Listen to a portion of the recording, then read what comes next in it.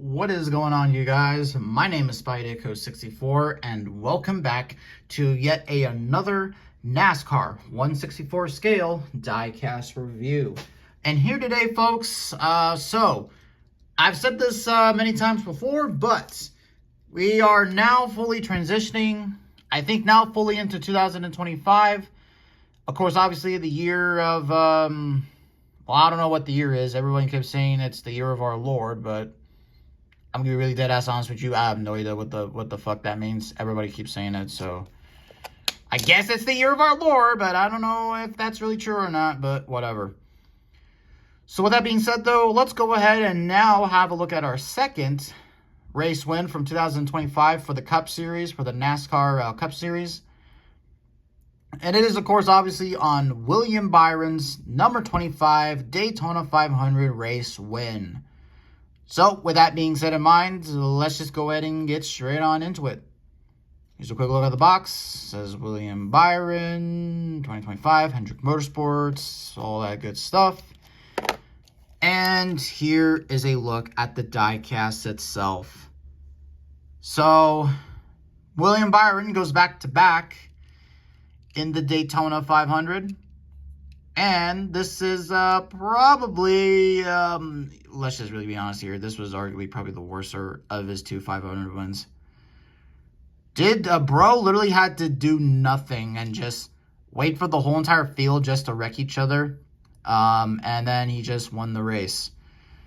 Yeah, that's great. But yeah, this was certainly a pretty sour Daytona 500, and actually this was also looking like to be William Byron's only win from this year up until he won Iowa in the Raptor car, so I guess that's cool. But yeah, dude literally has been in contention to win so many races. Like literally he's been in contention to win several races in several different Exalta schemes. He was in contention to win in the Gordon throwback and all that sort of stuff, the silver one, and then there was that flame patriotic one that actually looked pretty damn cool.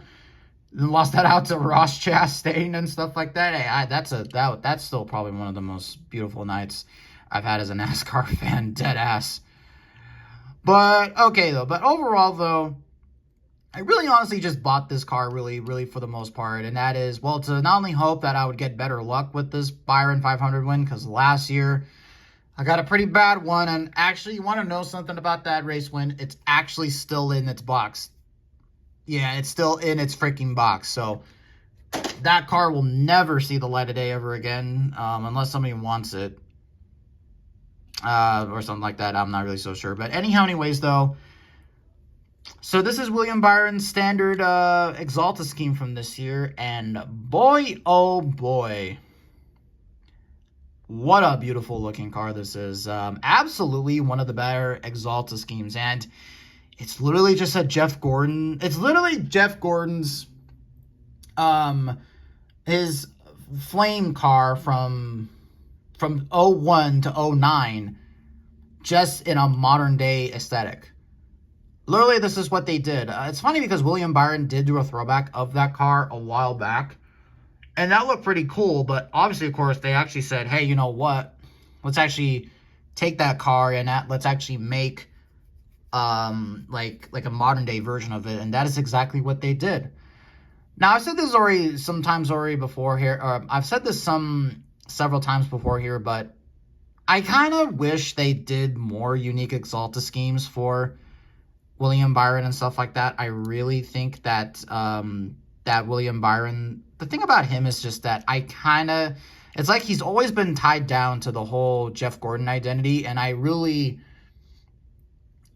know that it's really hard to escape Jeff Gordon and stuff like that, but it's just like that Exalta scheme that he had from 21 up until 23, that's got to be one of his best schemes from him. That's not based off of any Jeff Gordon schemes at all. Hell, even last year's actually kind of had a little bit of a unique thing kind of going for it with the white and stuff like that. So, yeah.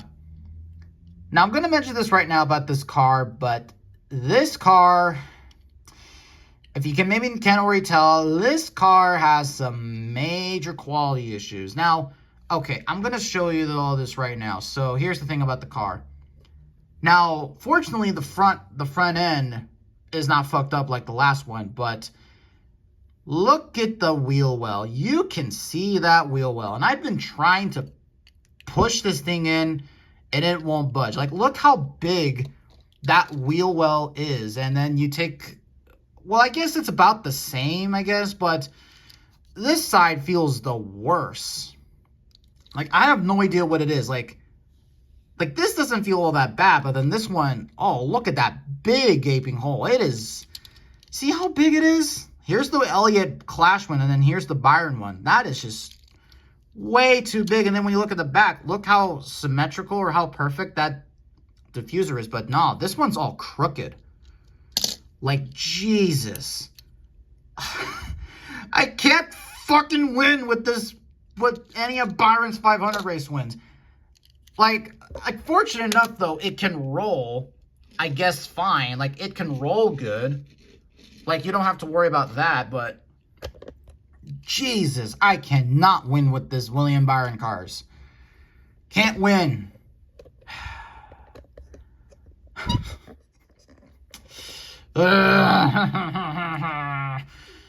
Anyways, let's go ahead and have a look at the sponsors here. So, on the windshield banner, it says, you could barely make out the Chevy logo. Then it says Byron right there. Then, of course, you could barely make out Axalta right here in the front.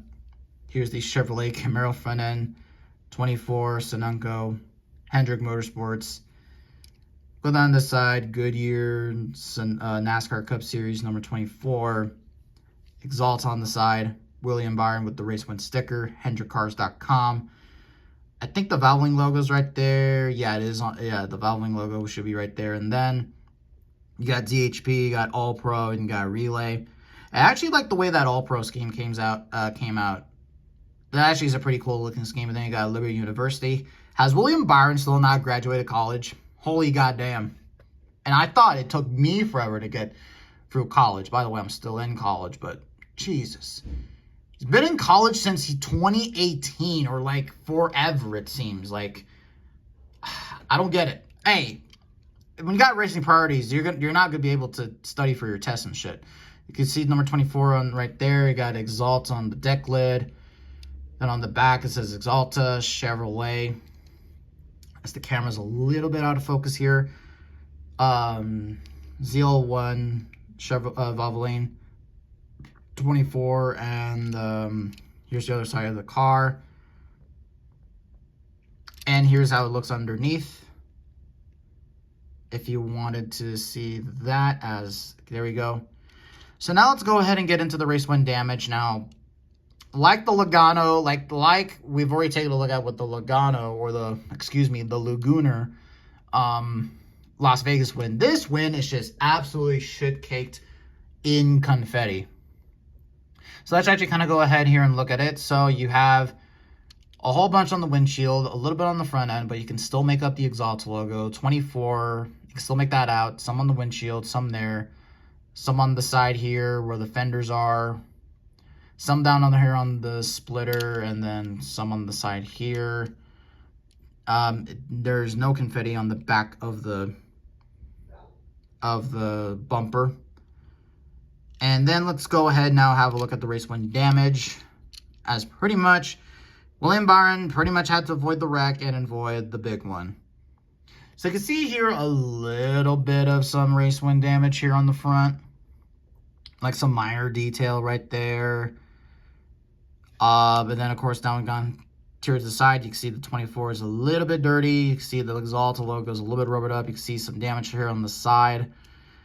Did he hit the wall during his victory lap? I think that was like when he hit the... I think he hit the wall while doing his victory donut and stuff like that. I don't know. Oh, you got that... Is that an arrow down there? What the hell is that arrow for? Yeah, the arrow's for how fucked up the diffuser is. Look how messed up that is. Yeah, that's going to ruin all the aerodynamics and shit like that. See some more damage, or some more rubber buildup. And some here, and a little bit some here. Yeah, I think he hit the wall while he was doing his victory, his victory burnout and stuff like that. So, yeah. So there you go, guys. Yeah, not gonna lie, this has been a bit of a frustrating review, that I will admit. I hope to God all of you really do get a better version of the Zycast, because this really is a really cool piece to your number 24 collection. If you're a Jeff Gordon fan and if you're a William Byron fan, this certainly is a car that I think all of you would really want. But unfortunately, mine came out really bad with how fucked up the back end is, how the wheel well is just how there's a big gaping hole right there. I can never win with these William Byron diecasts. I can never win. Also, by the way, I was originally going to hold off on this diecast to get this one with the Jeff Gordon 05 2-pack, but then guess what? That thing got fucking canceled, so boo-hoo-hoo. Can never win. I can never fucking win. But anyways, though, guys, that's going to do it for this review / rant, I guess. We'll see. If I really do think that we'll probably get better 2025 cars here in a minute. We got some cool ones coming out. We got there's like another Xfinity one coming out, like an Almirola race win. There's a C-Bell race win and Hamlin's Martinsville Progressive race win. So we got some cool ones coming out. So we'll see how that all goes. But thank you all so much for watching, and yeah, let the 2025 reviews roll in. Thank you all so much for watching. Bye-bye.